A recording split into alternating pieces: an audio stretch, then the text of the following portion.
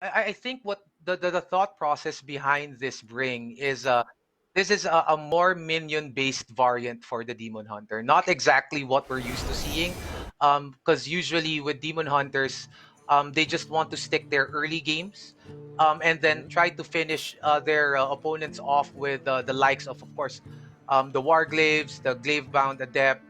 You're looking at metamorphosis, but of course with some of the changes, I think it would be rather interesting how a more minion based variant of a demon hunter uh, would be applicable in the meta right now. So the match And is actually yes, underway, and it's yes, that's a right. somewhat of a mirror. Yeah. Yep. It's somewhat of a mirror, right, Arson? But you can see Waning Moon already using those two different cards, or rather that the transfer student with the reborn. So I'm guessing the board is kind of a Savers of Doom package, and he gets Yeah. a super nice opening right there. Would you agree, Arson Jackson? The fires of Oh yeah, vengeance definitely. I burn mean, bright. it is really important for demon hunters to hit their one drop and two drops, because it would allow them to put more pressure on the board. And I'm not exactly surprised that Waning Moon has those cards in hand because again, his particular variant of the demon hunter is minion based. So we're actually I it's going to grow be rather interesting impatient. how Waning Moon is going to navigate this towards your Time more grows conventional short. demon hunters.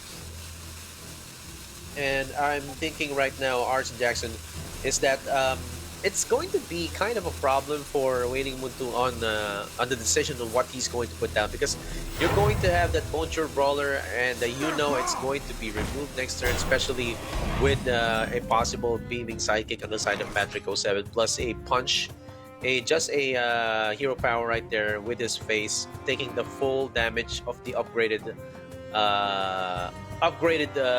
Bonjour Brawler. So, Mhm. as you said, Arson Jackson, this kind of deck that Waning Moon is carrying is more I minion based. know What are that the other implications of that against this kind of traditional Demon Hunter that Patrick07 is carrying? All right, so I mean, having a minion-based deck, pretty much as of course the deck how it should intend to be used, you would be leveraging minions even more up until to the late game.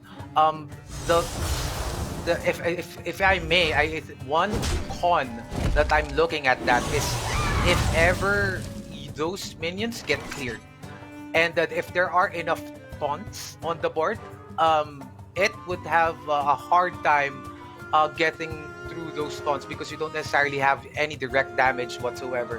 I mean, of course, aside from the Keen Sun Fury, which would potentially, help out in terms of burst damage, but I think that's one con that I'm thinking of rather than your more conventional demon hunters wherein having early game minions and then having some spells for I that should have reach played. towards Probably. Elite. Hey, I thought you'd Yes, and like it. also, as you can see right here, Arson, we can see that Patrick is just trading in with all of his pieces, especially with this augmented Guardian Og Merchant. I don't usually see this on ladder, but we're seeing it right now here in the on the tournament. How good is this card, Demons? man? I mean, you have seen this in the previous matches. Demons. It has been always used. Why do they carry this? This is, I mean, for me, this card is just bonkers. I mean, at one to cast 2/1, which can serve both ways. It could be an aggressive tool, making sure that you protect your own minions, and at the same time, it could also be used as a tool to clear other minions. So, I mean, demon hunters specifically, if they would need all the tools in their toolkit, especially with the changes Time because grows again demon short. hunters would have a hard time clearing boards, and at the same time it Demons? would also serve as a protection, Demons. making sure that the likes of their satyr overseer is well protected as well as altruist outcast. So it is very interesting, and I really love the fact that more people are incorporating the og merchant in their deck lists. Yes, and with that good value coming from the Og Merchant, we're seeing right now the good reaction coming from Patrick07, removing all those 1/1 demons right there, or 1/1 tokens right there. Especially when Waning Moon used that Umbra right there to bring out those, or rather Umbra Wing to bring out those 2/1/1s. I think I think Arson is that Waning Moon just has to put down the Cane Sun Fury just to remove that 4/3, because that's going to be one of the strategies, right? When you're playing a Demon Hunter, you might as well protect yourself if you're going against another Demon Hunter, because that there's so much damage going on in the next few rounds. I agree. Again, if it in terms of facing, I mean, a demon hunter facing against another demon hunter, having the board is key. I mean, if you can establish board dominance and at the same time controlling the board of your opponent, Is it cold in usually the shadows? you would win. I mean, chances are you would win more matches than you could. And I just want to put this out there, that with the nerf with Kane of having A simple Kane at step. 3/4 played a very vital role there, because that is a very important breakpoint. One of more a Blizzard influencer, or Hearthstone influencer, did mention that the 3/5 and the 3/4 difference, that one health difference, is massive, because usually you really wouldn't have any problems dropping Kane as a tempo on turn 4. And with Yeah. that being said, now it usually before it trades very well with the Frozen Weaver, but now it's practically it just gets cleaned out. So when you trade it to the 4/3 to the Frozen Weaver, it doesn't survive anymore, and that's a very important breakpoint, because usually at turn 4 you're just left to answering, and you weren't able to develop any minions whatsoever. Potential. Not enough time. Yeah, that's right. That's right. And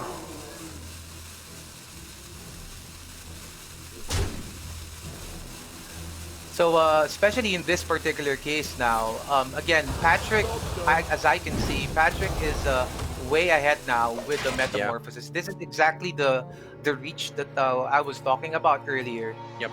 With the addition of metamorphosis, though it has been reduced significantly, that's still 8 damage that you can allocate flexibly. Whether it should be going to your opponent's face or clearing any minions, any problematic minions whatsoever. yes, and that's right. And that metamorphosis nerf was actually, how do you say this? It was -2 damage, Hey, -2 total I got damage. you, But friend. then again, it's a legendary skill. That's why it Yeah. has so much value. You can actually just use it anywhere else. It's kind of a, how do you say this? It's kind of a incidental, or it's situational.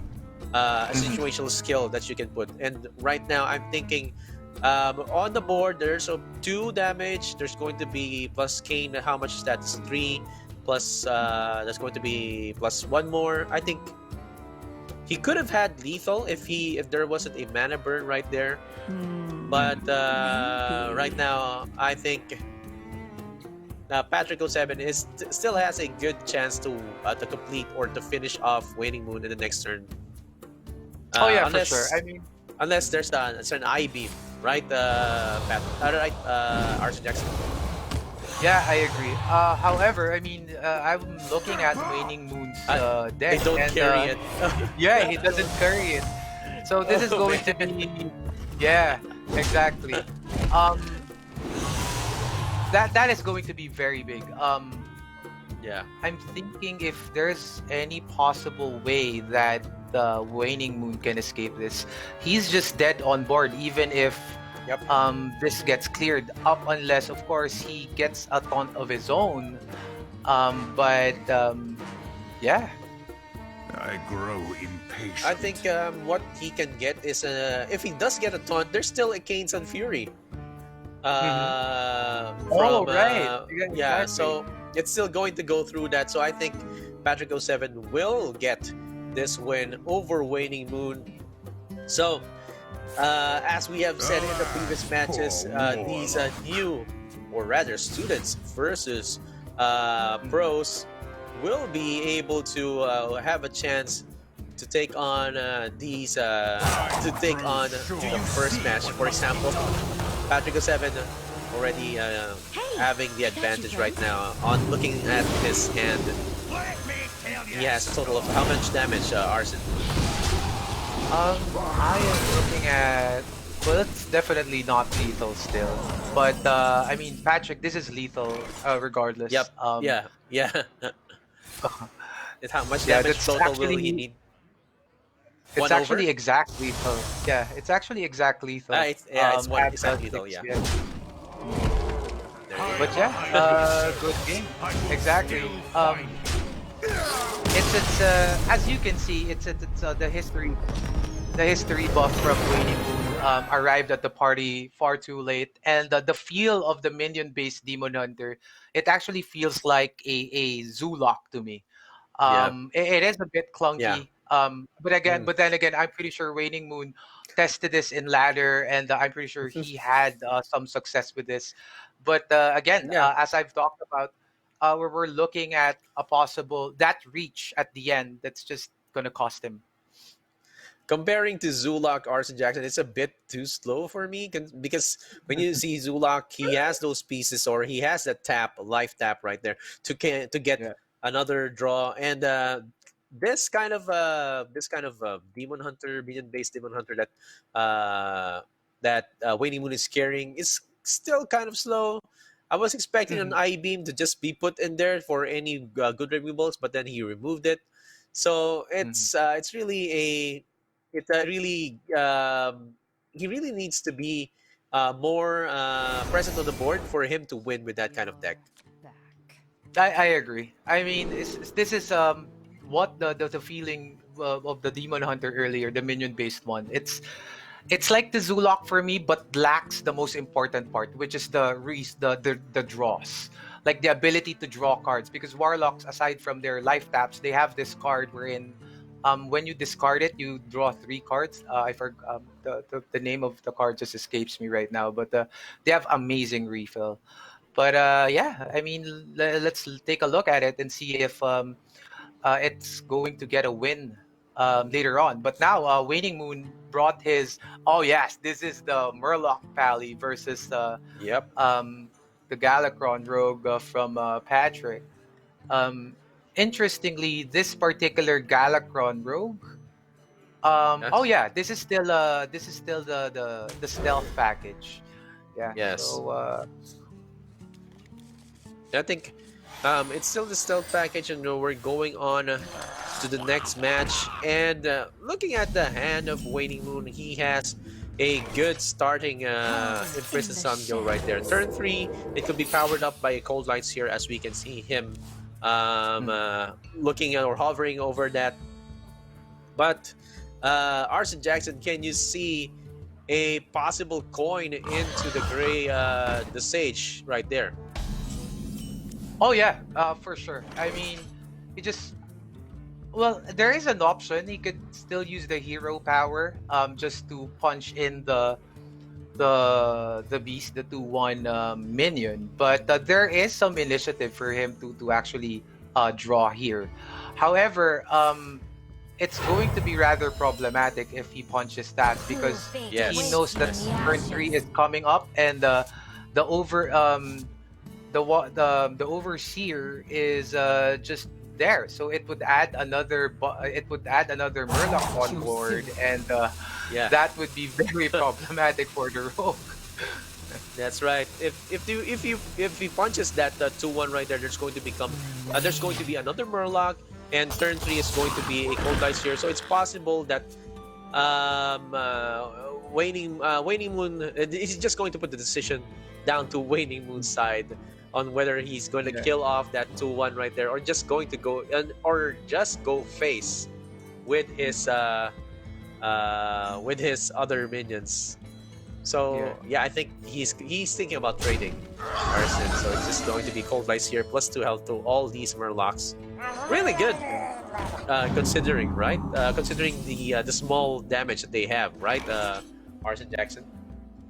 Oh yeah, I agree. I mean, I think the strategy that Waning Moon has to go for here is just to flood the board as quickly as possible, because one thing that rogues don't have in their arsenal is the ability to clear multiple minions. So if Patrick wants to go ham and clear these minions, he would have to do some trades.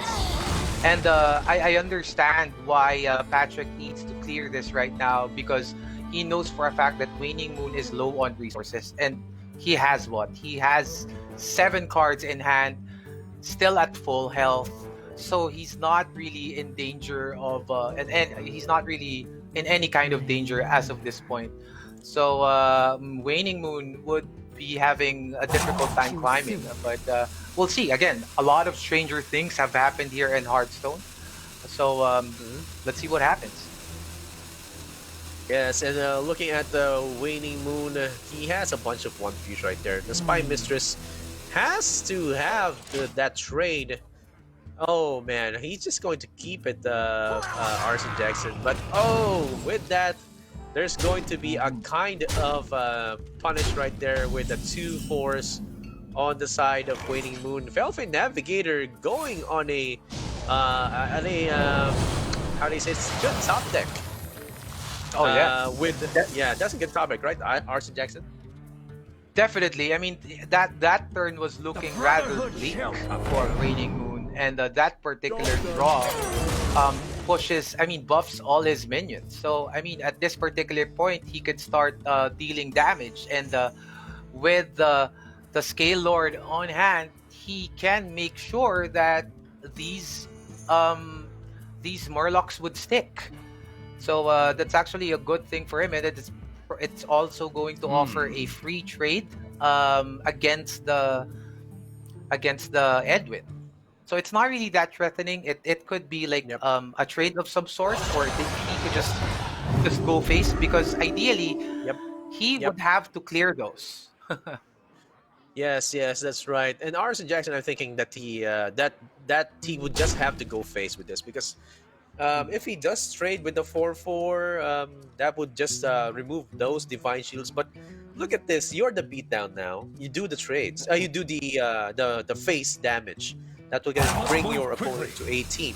So that will force Patrick to just go trade. But yep, I think he's just Waning Moon is just going to be more conservative right here with that kind of play. Yeah. I think one reason why Waning Moon also considered trading is he knows that Patrick is at turn 5, which gives him an opportunity to just slam down the Shield of Galakron, and it's going to be a rather interesting trade. So nevertheless, it's still a good showing here, and the good thing about Waning Moon's hand is he does have the Underlight Angling Rod right now, and that would generate more value for him. Patrick just needs to ensure that he has enough minion to contest, because that could go crazy really, really fast. That's right, and you can see there a Scryer on the side of Patrick07, and this also forces Waning Moon to remove that 4-4 on the board. But first, I think he's going to go with an angling rod after, or oh yeah, he's going to go with the True Silver Champion to remove and go face. Or Yeah, just I go would probably. Yeah, I think I would go Yeah. face here, and remove those 1-1s with my 2-4s, because of course turn 6 is a dangerous turn for a possible high Baron Togwaggle. Right, for sure, definitely. I mean, again, it does boil down to how Waning Moon would want to go about this. I mean, ideally, because he has very low cards, it's preferable to really go face, especially just to put pressure on Patrick, just for him to be on the defensive here. But yeah, I mean, regardless of where it is right now, I mean, Waning Moon is in a very good spot, because he has some sticky minions.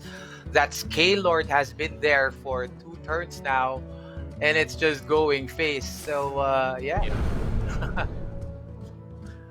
And I think Patrick07 has now been forced to use his Eviscerate right here just to remove that 2-4. But that doesn't mean that Waning Moon won't be able to go face in the next turn. He will still have a total of 6 damage from his side, plus a possible True Silver Champion going Too to the soon. face, which brings it to 10. So that 5/6 Scalord is going to trade into 4/5 Shield of Galathron. Those two damage minions will go to the face of Patrick07, thereby uh, possibly go putting him down to -10. That's putting him down to 7. Oh yeah, and that Yeah. is real. Oh my, that draw is Oh, just yep. wow. Um, Yep. That's going to be that is plus, so yeah, one off. yeah. One off, right? Exactly. Yeah, I think so. I think so. That's gonna be one off. But man, that draw is just superb. Oh, man. He has to slam it down. There's really no other play. I mean, Wait, wait, he wait, has to. wait, wait. I have a possible way to maybe finish this off, but it's going to involve a cold light oracle. Let me think. Yeah, right. Yeah, From the yeah. angling rod, but that's too risky for even for Waning Moon. He's just going. I think he's just going to go with the safe play here. I must move Oh quickly. yeah, definitely. I mean, and he'll be losing more damage in the process. He'll also lose one Yeah, more damage, so that's going to be a bit tricky. But yeah. yeah, um, One again, off. this is just one off. Yeah. And I think these guys, or rather, a good uh, Murloc Paladin doesn't even carry a consecration, right, Arson? Yeah, it doesn't. This particular variant is just purely face damage. It just wants to Yeah. go fast, and it just wants to This go risk face. is And that's what's happening right there. I think if I was playing the Galak Rogue of Patrick07, I would be worried as well because there's not a lot of removals coming. There's Seal Fate, there's the Lackey that can be generated, Kobold Lackey, of course, Goblin Lackey as well, just in case you have any minions on the board. I'm not. Does he carry a Faceless Corruptor, Arson? Yeah, he does actually. He carries one. Yeah. Uh-huh. Okay, so yeah, that's one of the removal tools, but that's down the road. Oh, wow. Oh, Good one. A little bit too late. A Titanic yeah. Lackey could have helped, right? Yeah, for sure. But I mean, he's down to one. I'm pretty sure Yeah. Waning Moon can actually find some crazy damage here. But that's the thing. I mean, though Waning Moon won here, as you notice, he doesn't have any cards in hand anymore. So I mean, Yeah. usually if that was the case, if Patrick was able to clear everything on Waning Moon's end, I mean, he's gonna be he's gonna be in trouble. But that's actually a Yeah. good. Actually a good way. Again, that's the strength of Murloc Pally. I mean, I'll flood the board, go fast, Yeah. go face. That's it. And that's going to be 1-1 for Waning Moon against Patrick07. And with that, Arson Jackson, which deck will each of the players use after this match? What do you think about that? So since Waning Moon already used, so he's left with Demon Hunter and Hunter. I think if I were Waning Moon, I'd go for the Demon Hunter. Because again, Yeah. you just want to go fast as well because that's the thing about the Highlander Hunter. While it can beat everyone or every deck in the list, it can get a little bit clunky because if it doesn't hit its curve fairly well, then he's gonna be in trouble. And there you go. I think he goes for the Demon Hunter, as you said, Arson, because basically it's the same strategy that he went with the Murloc Paladin, but this Mhm. is of course different kinds of other pieces, different kinds of synergies. And I think history buff is kind of a slow card. What do you think about that, Arson? Actually, Actually, it is kind of slow, but the beauty of the history buff is it's still a spider tank. It is still a 3 to cast 3/4, wherein if it doesn't get answered, I mean those minions the minions that Waning Moon have in hand would be snowballing out of control. So yeah, that's exactly what I think about it. And looking at the hand of Patrick07, Arson, there's not a lot of cards that can get him to play on curve right now. Not even the coveted backstab, maybe for turn 3 to get him to combo with that evil miscreant. So it's still going to be that beatdown coming from Waning Moon with that Blazing Dalmatian. This thing is going to put down the Mani Berserker. And, of course, the Ugg Merchant, it's instant 5-2. Oh my god. With Divine Shield. Divine Shield. Oh man, exactly. I mean, that is just the bursty start that Waning Moon is hoping for, and I mean, the stealth package. While the stealth package of Rogue, while he has a couple of minions that he can play early on, he doesn't really run a lot of 1 and 2 drops. Like he's actually just running 2 types of 1 drops: the Pharaoh Cat and Spy Mistress. For turn 2 plays, it's the Sky Batir. I mean, he doesn't really run a lot. So I mean, again, this is where Waning Moon's minion base will shine. And as I've mentioned, as we have talked about, um, the rogue's weakness is dealing with multiple minions all at once. Oh, and he gets Blade Flurry. Oh, but that's too little, too late, Arson. I think he's gonna use the Eviscerate right there, just to remove that 5-2 Mani Berserker. Man, I mean that in the previous expansions that the blades would have helped, but nobody carries the poison right now, right? Arson Jackson, nobody carries the deadly poison plus 2 damage to your weapon. Exactly. And I mean, looking at this, look at the board state right now. 4th turn from Waning Moon, and he has Patrick's life total to 14. Jesus, that is an explosive start. Yeah. I think the play here is just to go face. I mean, there's really no other way.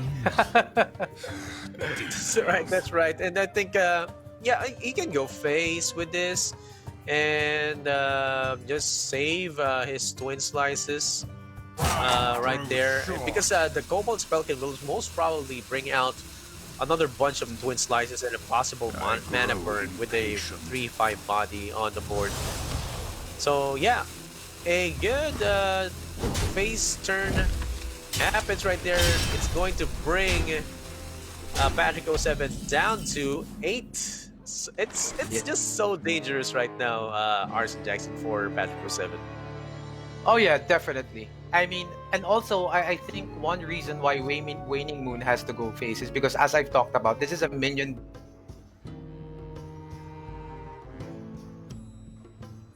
Aside from minions attacking, so he needs to make sure that he has enough minions on board and deal enough damage in order for him to get that lethal.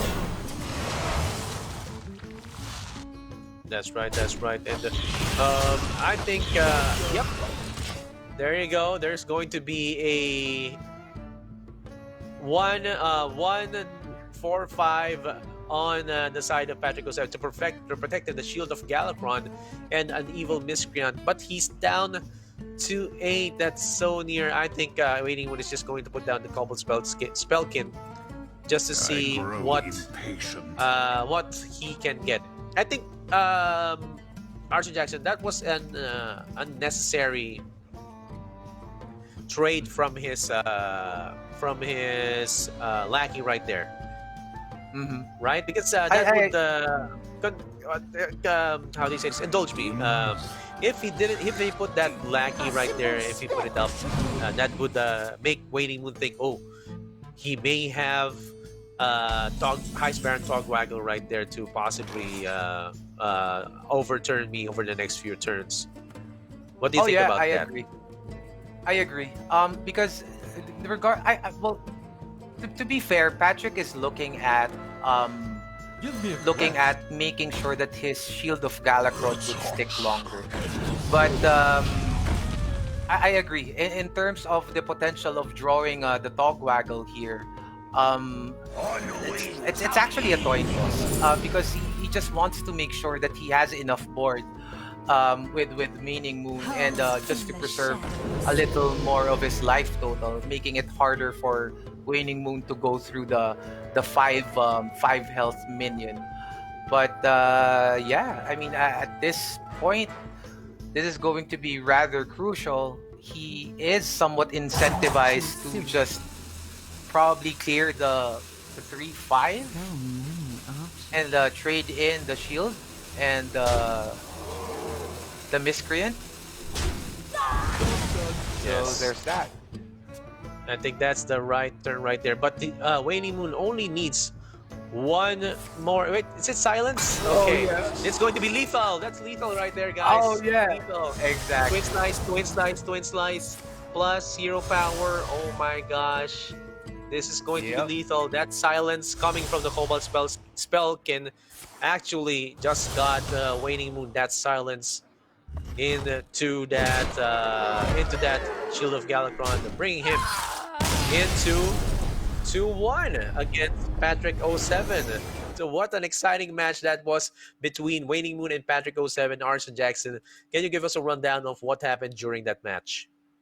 Oh yeah, it's just him going all the way to the face. I mean, if he traded earlier and didn't go face, he would have lacked the damage to go through. Yep, I mean, so it's really important, and kudos to Waning Moon because it seems that he really knows how to pilot his deck. I mean, granted, of course, this is a newer variant, but he was able to understand that he has to make sure that he deals enough damage for his minions to reach. Because again, there would be no direct damage whatsoever. It's either going to be minion damage or the face damage that he's going to deal, and that was well executed. that's right. And of course, he knows what the Cobalt spell will bring out, and that gave him one silence right there just to get him the final push that he needed. And that was a good insight right there, Arson Jackson, that he needed to go face to complete, or rather, to get him near to lethal range. And we are now seeing a match between Waning Moon's Highlander Hunter and Patrick07's Galakron Rogue. Again, this is a match between a veteran and a student. And of course, we are seeing, as of the moment, we have Aussie WCG winning against Enrico and Tope winning against Dippy. Again, the veterans are showing what they're made of. Let's see. How about you, Archie Jackson? What do you think? Does Patrick07 have a good chance against this Highlander Hunter? Yeah, definitely. I mean, again, while the Highlander Hunter can beat any deck in the meta right now, if if it doesn't play on curve, he's gonna be in so much trouble. Because Patrick, or while the Galakron Rogue has some early game, and right now Patrick does have a lot of early game. He has the potential to do a refill. I think the key here for the Highlander Hunter is for him to have an early game, and towards the fourth and fifth turn, he has to make sure that he sticks one or two minions to contest with the board, because his end game bombs are just so amazing. Because that's the thing about Highlander Hunters; they don't really have much resource generation. They don't even have any card drawing mechanics in their deck aside from the tracking card. So it's going to be rather interesting how this is gonna go about this. Yes, that's right. And that I was just actually looking at how these guys interact. Patrick07 didn't attack with his Spy Mistress. WaningMoon just put out the spear right there, and this is a good interaction between the two because they both know that there might be a spear, or Patrick might know there might be a spear in the next turn, and he might get traded in with his Spy Mistress. And there you go, the Imprisoned Felma attacks the Spy Mistress right there for that's a good trade, right? Archie Jackson, that's the best trade coming from the randomness that the random attack that's coming from the Prison Felma.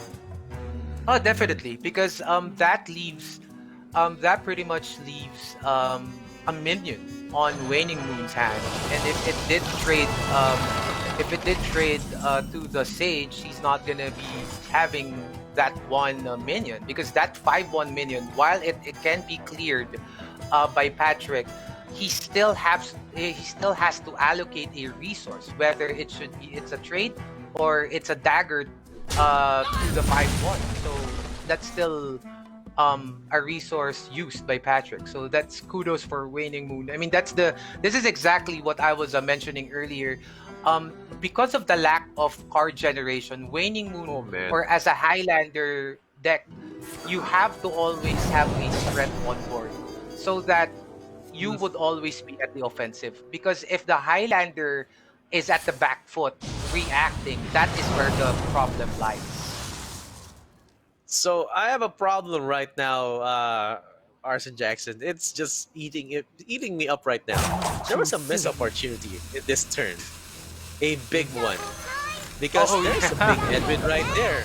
There's an Edwin right there. Oh no, he's going for it, but I would have. Yeah, okay. I think he was not going to go with it.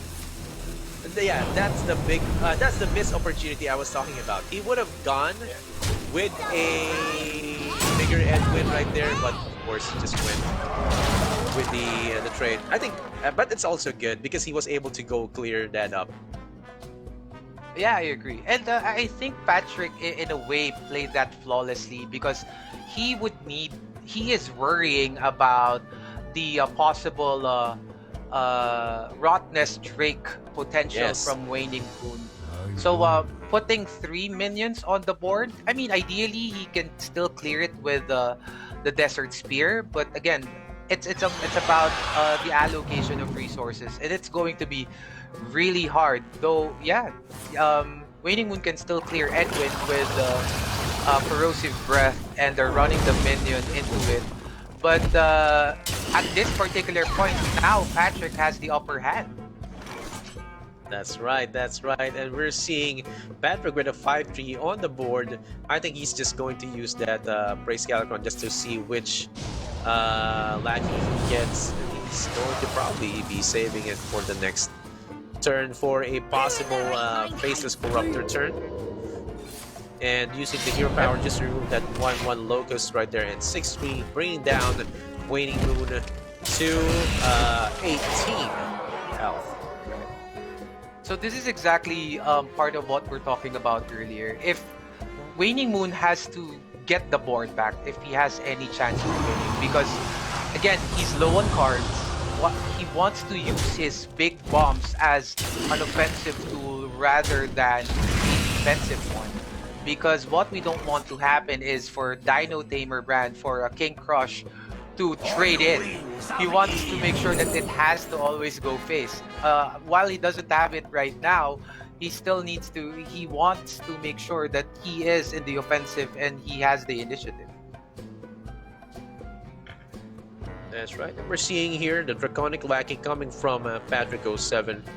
And he's looking into possibly getting the Tyrant, and there you go. And he's going to be using that Face Disruptor and Backstab just to remove that big Varanus on the side of Waning Moon. And who's the beatdown still? It's Patrick07. So, Arson, me and Leah have been discussing that there's a big win rate with the big win rate advantage with the Highlander Hunter against the Galakrog. In this tournament, what do you think is the advantage for Galakrog against Highlander Hunter? That's why it keeps on winning. Well, ideally, the Galactron Rogue is so tempo based. I mean, it gets away with everything, especially if you're able to go Galactron, make Galactron online at the same time. Get the Heist Baron Togwaggle on board. I mean, that is just going to be insane value. I mean, that's exactly the thing about the Highlander Hunter. While it thrives on the fact that it has to survive the early turn and take the initiative towards the mid game to end game, because if they are in the offense or if they are in the back foot here, if they are at the defensive, chances are they are going to lose because they don't have enough value generation on hand, and they are simply just relying on the trackings, the tracking card, the what's the card that he has right now? The one that can tutor out beasts. Scavenger's Ingenuity. Right, in Scavenger's Ingenuity. So those are just some of the cards that he has in order for him to at least tutor, if you will, or get some cards out of his deck. So it's going to be rather dangerous. And at this particular point, it's actually a stalemate right now. Both of which have their own weapons. So let's see. Still not over. I mean, Waning Moon is still in the game. Oh, that Rottnest Drake is looking rather spicy. However, he doesn't have a dragon on hand, so he's probably gonna go for the evasive Draconid here. I wonder. Yes, and I think if he goes to Invasive Dragonid, it's going to give him a taunt, but he won't be able to play that. Cobalt Spellkin does look nice right now because it gives you value with other two one cost spells from your class. But what one cost spells can be of benefit to Waning Moon right now? Maybe a tracking. Oh wait, he goes for that Rotten Strike and goes for the Transfer Student, getting a Lackey. And I think it's going to be into a Transfer Student evolution. There you go. 2-4. Okay. So yeah, that's big. Good. That looks like a good board from Waning Moon. Arson. He was able to navigate that pretty well. I mean, knowing that he can play around with the 4/8 dragon that deals a couple of damages on the minion. Yeah, I mean exactly that Wind Tyrant. So I mean, again, Waning Moon here. Oh wow! Oh wow! Worst hit. That's the worst hit right there. He could have. The Tyrant could have hit any of the 2, 4, 2, 3s right there, but not the 1/1 because the 1/1 is supposed to be reserved for the hero power right there. This is a very big tempo swing right now. The Rottnest Drake is active. Jesus, this is gonna be big. Oh wow! It's gonna be a big turn for Waning Moon right there. Rottnest Drake is going to remove that 5/8 Twin Tyrant, Arson, and of course hero power and another dragon into the face and bringing down Patrick07 to 21. Yeah, exactly. And more importantly, he was able to preserve the Poisonous Dragon for any big taunts that could get in the way. From nothing. That's right. And of course, the Shield of Galacron is going to be kind of vulnerable to that poison. Assassinate looks like a good escape right here for that 6/5 coming from Waning Moon. But then again, Waning Moon is running out of options, Arson, because you can see there that he has only 2 more cards, 3 more cards the next turn. He's saving that Scavenger's Ingenuity for a 6 or Apex Predator turn for when it comes back, right? Yeah, exactly. I mean, he doesn't really have much incentive. I mean, I think that's the only beast remaining in his deck. So it does make sense to actually save it for a combo. But the good thing about the Waning Moon, and this is usually some of the things that I notice whenever I'm watching Highlander Hunters.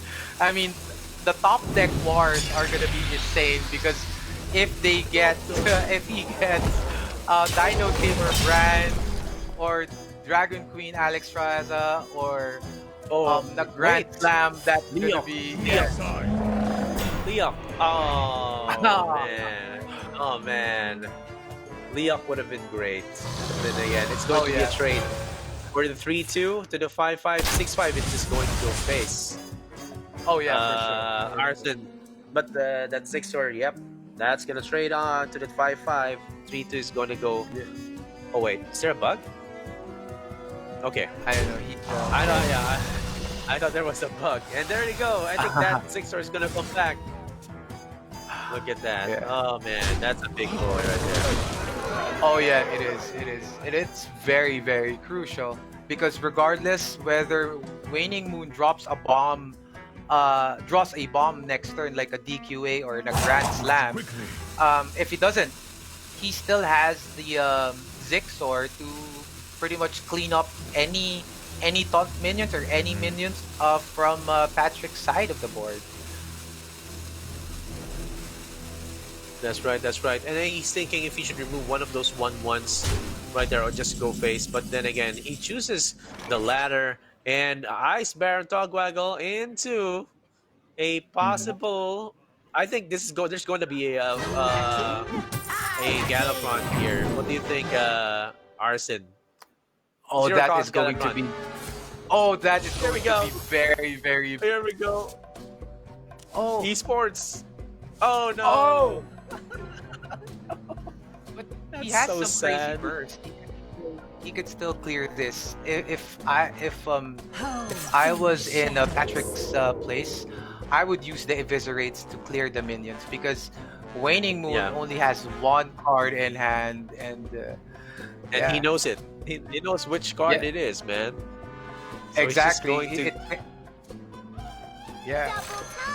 Go ahead. Go ahead. go. Yeah, so he's just going to go use that zero cost eviscerate. But oh man, this is really going to be hard for Patrick07 because he knows there's going to be a bunch of Zixors on the side of Waiting. That's around 4, right?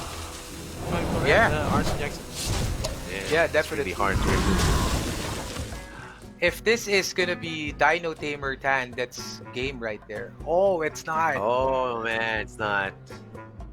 Yeah. Oh man. But Waning Moon is still in a good spot here. Yeah. Because of the Zixor Prime, and he could still inch his way, right? Okay, 8 damage, right? So this should be a Galacron. As you can see, Patrick Top deck. No. spraying. Flick, flick, flick, Oh! flick, flick. There you go. Flick. Flick. Oh yeah, that's a flick right there. Look at Patrick07 praying for that flick, and he gets a flick right there. Bunch of Oh, 6-5s are that- going to go down. And of course, there's going to be a faceless lackey right there. Oh my gosh, that flick. But I think we are going to see some action, Arson. The top Oh, yeah. deck for Waning Moon is going to be the clincher right there. Dino Tamer Brand, let's go. Or Grand Slam. Zephyrus. Zephyrus will Zephyrus, give him right, lethal. Oh, let's see. Oh man. Wait. Is that lead? He has. That Wait, three? it's Oh, 4. no. It's 6. It's 6. It's 2 off. 6. 2 off. Two off, Jesus. Man. Oh Well, man, what do you that's think should be the play here? Should he? Hmm. I mean, because he has He to should also trade. take into account. Yeah, he should trade, yeah. but not probably a whole lot because he just wants to. Oh yeah, I think he's just gonna be dead because of the eviscerate and the possible Galacron draw. Oh yeah, Waning Moon. I is- think Arson, what he needs to do now is just oh wow, he just needs to go unleash the hounds, remove all those one health, and just go with this dwarven sharpshooter and just kill the flick with that Yeah. dwarven sharpshooter and 2 hounds. Yeah. Nothing but a bunch of big bears. Okay. But Oh wow. so wow. So he's actually incentivized here. He has the opportunity to clear the flick remove the lackey and kill the spy mistress so that he'll be removing 8 power on board. Um, yeah, I mean, I think that's the only play here, and just hope for the best. Because that also gives you more chance to draw into the Grand Slam, making it as a lethal, like having it as a potential lethal damage, or of course the Dino Tamer brand. But this is cutting it close. This is cutting it Oh close. man. But don't forget, there's also a chance for him to draw. Oh! Oh wow! Wow! Is that ink? What happened there? What happened there? Oh! Oh no! What happened Oh. there? Waning Oh. Moon! Waning Moon! Oh. Not accounting those cards that Patrick07 Right. used, and he is going to be taken out by Patrick07 into game 5. Wow! Oh! Oh wow! Look at that. Oh man, that was a great match. We saw Patrick07 top deck that Flick Skyshiv against those Apex Oh primes man. or Zigzor primes. And oh man, that was the best top deck that I've casted for this series. And of course, no top deck love coming from Waning Moon side. So, can you give us some highlights from that game, Arson Jackson? Well, I mean, as you've said, I mean that flick draw was clutch. Exactly what Patrick needed. Exactly what the doctor ordered. It was insane. But kudos still. I think Waning Moon still played his best there. It just so happened that he didn't get lucky with any of his draws. Um, and of course, towards the end, he just did not account for the other copy of Eviscerate. But of course, I mean, Yeah. it's going to be very hard, especially if you're down the wire. These players are in a lot of pressure moments, and I mean that's to be expected. Expected. So yeah, I guess we are just going into the final match. Yes, this is going to be the final match. It's going to be a Highlander, a Hunter Mirror. But looking at Patrick07, he is carrying also a transfer student. Man, Mhm. transfer student now in this board. Oh, so good. Stealth and Poisonous. Arson Oh Jackson. yeah. How Oh are your wow. transfer students experiences so far? Honestly, I wasn't really able to use it still. I did not get the chance to Want your big use it on bounce? ladder yet. But I mean, looking at it, I mean, it's just busted for me. I mean, it's really a good card. I mean, regardless of what you're getting, but I mean, it high rolls pretty fast, especially in this case. Like a stealthed poisonous at turn 2 Yeah. would practically Yeah. obliterate any minion that Waning Moon would be dropping, and especially really going to be a very good answer against the Bone Chewer Brawler. As I've said, I love this card, but this gets answered pretty quickly. And right now with Patrick having the initiative, drawing drawing his shooter at the first turn, that is going to be really big. Yeah, it's going to be, I think, for Patrick07, he's in the current beatdown position right now. He's thinking if he should put down transfer student, or will he just go hero power to the face, or just put down that Bone Chewer Brawler from his side. I think Step up! it's a good way to put down the Bone Chewer Brawler just in case he will get some good damage coming out in the next few turns. Yeah, I agree. And it does also play around with a coin weapon Yeah. from coin weapon. I mean, again, this particular matchup for mirrors, one thing that I've experienced here is the Dwarven Sharpshooter is essential in the early game because it can snipe out minions from your opponent without really, because the button here going face doesn't really matter early on, but if you can use your hero power to actually remove pesky threats early on Ooh. while maintaining your board, that is going to be just awesome for you. That's right. That's right. And we also see a one of the lowest rolls coming from Patrick07. That's Misha right there, coming from the Animal Companion. He would have wanted a Huffer or a Leok for extra damage, but again, it all boils down to Waning Moon on how he's going to react with this board. And I think Arson, it's going to be high time for Patrick07 to put down that transfer student in the next turn and just go hero power for I, in anticipation of Naples and Felma. I agree. I mean, that is going to be a very perfect time for Patrick to do so, especially because he knows for a fact that at turn 4, chances are the hunter or the Highlander hunter would either bring down the Frizz, or if he has one, or the evasive Feywing, which is going to be rather problematic because of it not being able to be targeted by spells or hero powers. So that is going to be a very good answer to that. Or it might get hit by a 5/4 Impressive Felma, thereby effectively removing it from the board, right? It might attack. It's like there's a 25% chance that it will hit Yeah. or there 50% chance that it will get removed, or Hmm. rather out of the all out of these minions on the board from the side of Patrick07. It can be removed by attacking the Misha. It can be removed Hmm. by attacking the transfer student. So, Hmm. or it will Quickly. stay on the board by attacking face. So it's still Yeah. again huge chance. So let's see how it goes. Arson Jackson. Ah! Oh, ghost face. Oh Oh man. my. Oh wow. Oh, That was okay. big.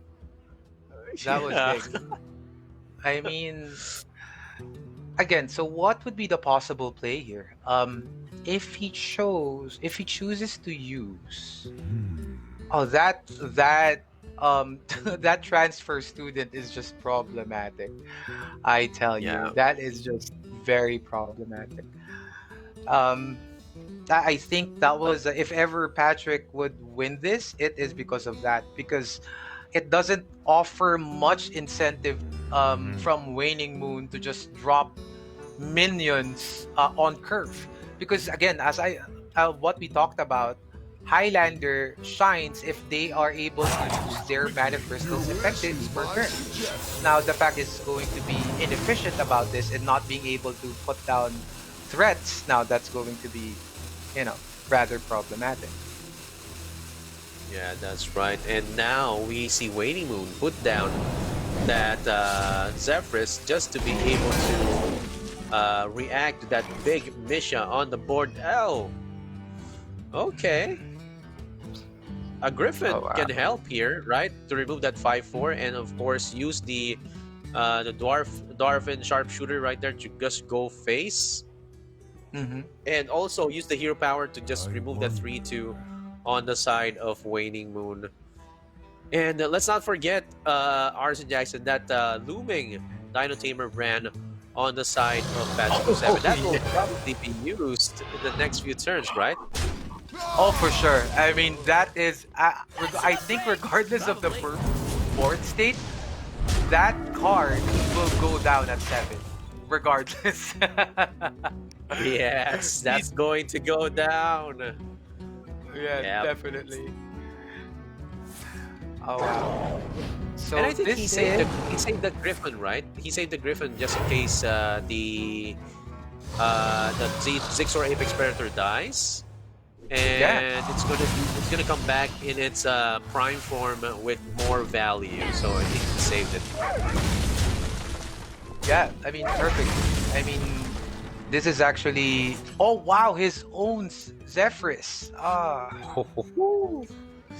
is there a? Nice. Yeah. Oh man. Silence. This is. A silence would be nice. Yeah. Oh yeah. But this is looking rather bleak because that will be insane. Like 7. I mean, turn 7 at Yep. Dino Tamer brand. Um, Yep. That's and right. then Zephyrus going to be used to get more damage for that extra reach because Waning Moon is Yep. at 16 right now.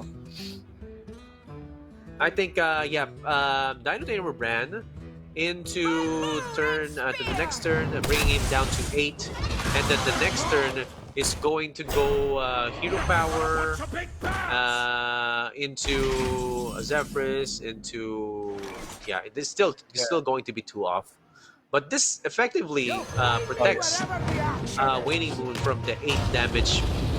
But the problem Oh is, yeah.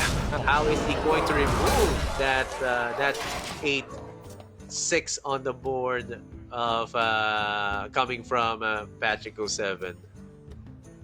So he has the option to trade everything, including the hero power first. But it's the 2-4 is gonna be there. But at least that was good recognition from Waning Moon that at turn 7, Dino Tamer Brand is just a threat all around. Uh, but yeah, I mean he can still clear this. He has the opportunity to do so. He has to clear this if he wants to live. But Yep. yeah. This is where the fun happens, Arson Jackson. Turn 8, 6-star Prime. A bunch of 4-4s on the board. Of course, some of them are going to trade, some of them are going to be kept on the board. I think there's going to be one trade, right? And then the 2-4 is just going to go to 5-5, 5-1, just to make sure that you have 3-4-4s on the board. And next turn is Yeah. just going to be a possible Bloodlust, Savage Roar, whatever you may have right there, just to complete or just to finish the mission. Maybe just even a how do you say this? Just even Fireball a even. fireball, right? Right. That's right. So this is going to be. Uh, so this is exactly what we're talking about earlier. If you're not able to use your cards You'll find me proactively, whatever and the if you're action acting reactively, it's going to be very hard. But yeah, that is lethal right there. Yep, that's Um, lethal. and Patrick Oh moves man. on.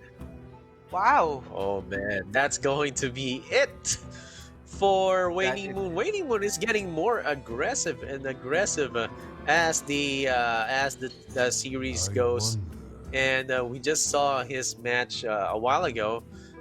He wasn't able to use Unleash the House to clear the board, and just instead went face. But now he goes into more face damage against Patrick07, and you see Patrick07 Arson. He just went. Oh yeah. He just went berserk right there, and he knows he's gonna win this next match. Yeah. Still, good showing from Waning, especially to Patrick. I mean, they played this exceptional. I mean, that's the thing about the Highlander Hunter. I mean, considering that Waning Moon was ahead 2-1, it's just it all boils down to the draws that you're getting. I mean, Highlander Hunter, while it can beat any deck out there, it Yep. can get really, really clunky.